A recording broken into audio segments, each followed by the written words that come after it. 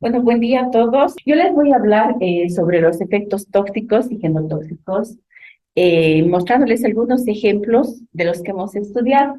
Pero para comenzar, puesto que en nuestra carrera tampoco tenemos la materia de ecotoxicología ni genotoxicología como tal, voy a empezar dándoles un panorama, un bastante recortado de lo que es la ecotoxicología y lo que es la genotoxicología, algunas herramientas que manejamos en ese sentido, cuáles nosotros podemos aplicar y les voy a comentar los resultados de algunos estudios. Entonces, más o menos esta es la dinámica que voy a seguir.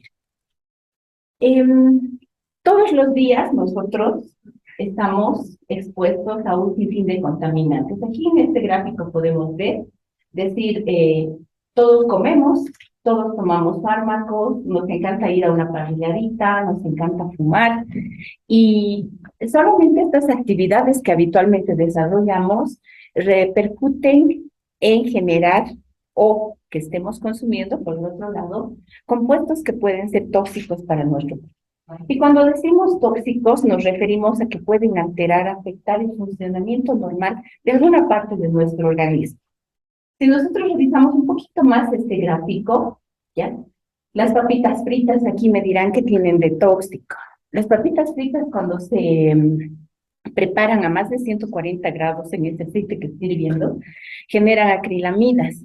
Esas acrilamidas, por el Instituto Internacional del Cáncer, el IARC, están todavía en discusión hace varios años en que si son carcinógenos o no, es decir, que pueden provocar cáncer o no. Imagínense algo tan cotidiano, porque nosotros comemos comida chatarra, creo que prácticamente a diario con lo apurados que andamos, pero ¿cómo estamos consumiendo compuestos que podrían afectar la salud de nuestras células?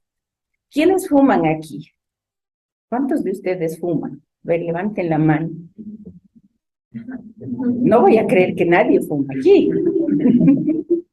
Bueno, para los que fuman y no quieren decir, un cigarrito, ¿cuántos compuestos químicos creen que pueda tener? Últimos reportes dicen que hasta 4.000 compuestos.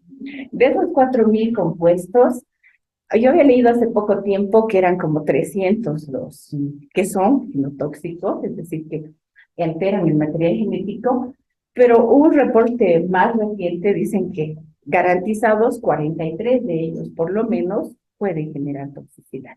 Entonces, imagínense un cigarrito que no parece nada inocuo, está haciendo que nosotros consumamos, absorbamos compuestos químicos que van a alterar el funcionamiento de nuestra célula.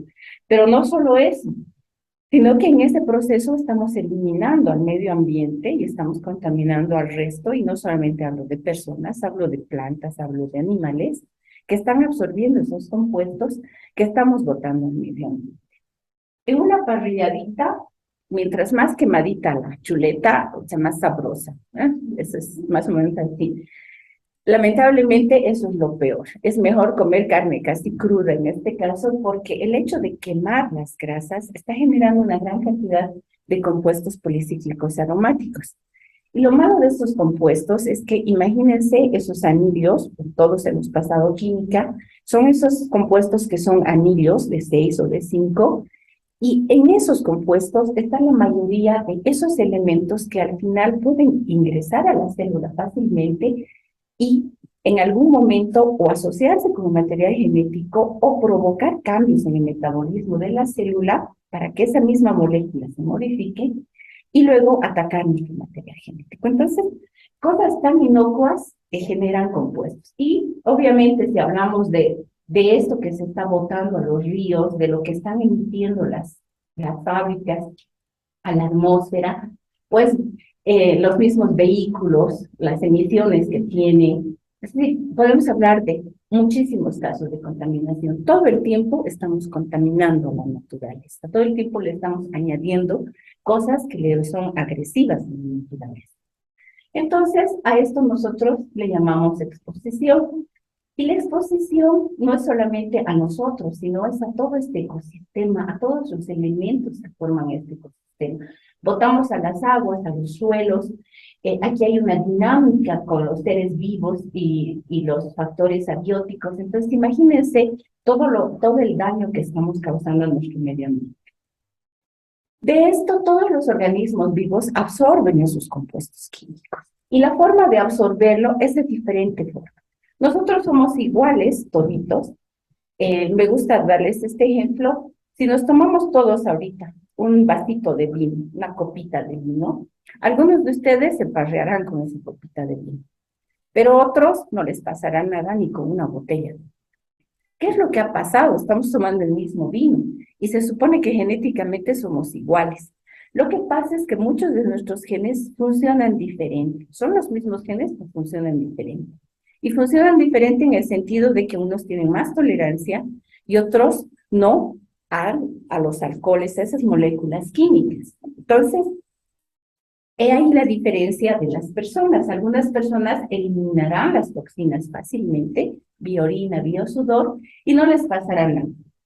Otras, los compuestos no los eliminarán fácilmente y nuestro hígado tendrá que ser el responsable de recibir todos esos compuestos, mirar a cada uno de estos y modificarlos químicamente para luego eliminarlos. Esto sería lo mejor que le pasa a nuestro organismo. Pero no siempre le pasa eso. Algunos de estos compuestos se modifican de manera que se vuelven más tóxicos. A veces no eran tóxicos, pero la célula los modifica a más tóxicos. Y cuando pasa eso, estos compuestos pueden afectar a nivel del organismo, el funcionamiento del organismo como tal, pueden afectar a nivel de células, a las células las provocan mal funcionamiento, toxicidad, por ejemplo, y pueden finalmente afectar a nivel molecular a nuestro material genético. Entonces, nosotros si hacemos una separación de definiciones, la ecotoxicología más o menos se ocupa de todo este lado y la genotoxicología de ese lado. Por eso es que he juntado las dos conferencias porque era más fácil mostrar ambas cosas y las diferencias en esto. Si vemos definiciones de ecotoxicología, esta es la que se ha acuñado por René Truhat en 1969 y que prácticamente nos dice todo. Esta rama va a estudiar los efectos tóxicos causados por los contaminantes naturales, porque hay contaminantes naturales, ¿sí? Por ejemplo, si un alimento, un choclo, se contamina, ustedes han visto, los choclos a veces se empiezan a contaminar con un hongo, se ponen negritos, ¿verdad? Esa normalmente es un aspergillus, un hongo.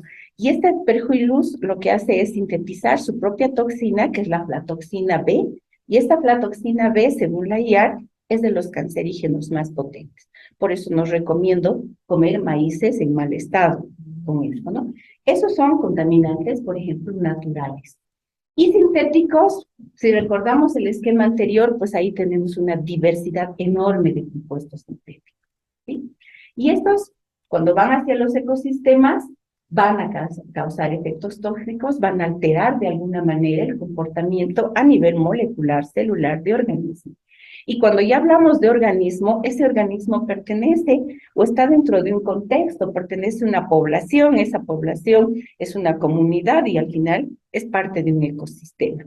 Y todos sabemos que un ecosistema anda nomás en equilibrio cuando todos sus elementos están más o menos en un número adecuado y funcionando más o menos bien, ¿sí? Si hay algún desequilibrio en esto, pues va a haber un desequilibrio también en el ecosistema. Por eso es que, si bien este parece ser un término que va a lo chiquito, a lo celular, a lo molecular, es un término que se agranda cuando lo analizamos en ese contexto. Y es así que René Truhat hace esa definición y afecta de forma integral a todos los elementos de ese ecosistema. Para entender la ecotoxicología hay muchísimos términos. Yo no les he puesto todos, les he puesto los más importantes en realidad un poco para tratar de comprender. La ecotoxicología se ayuda de otras áreas, ¿ya? Por ejemplo, la quimiodinámica. La quimiodinámica nos dice de dónde ha aparecido ese compuesto, cómo se ha distribuido. Si estamos hablando de una fábrica de cemento, esa fábrica de cemento está botando esos humos a la atmósfera, que parece que no fueran más que molestosos por el mal olor y porque son oscuros, digamos. Sin embargo, ese es un cóctel de muchísimas cosas, residuos de metales pesados. Entonces, primeramente, la quimiodinámica trata de ver dónde se han liberado, cómo se están distribuyendo. Ahí será importante conocer, por ejemplo, la dirección de los vientos, la fuerza de los vientos que va a llevar esa contaminación. Yo me acuerdo que hace muchísimos años fui tribunal de una tesis de Daniel Estellano, creo que era, no sé, estoy equivocada con el nombre, que él estudió COPS, los compuestos orgánicos persistentes. Y este era un estudio que iba desde Canadá hasta la parte sur de la Argentina, pero él se ocupó de evaluar la parte de Bolivia.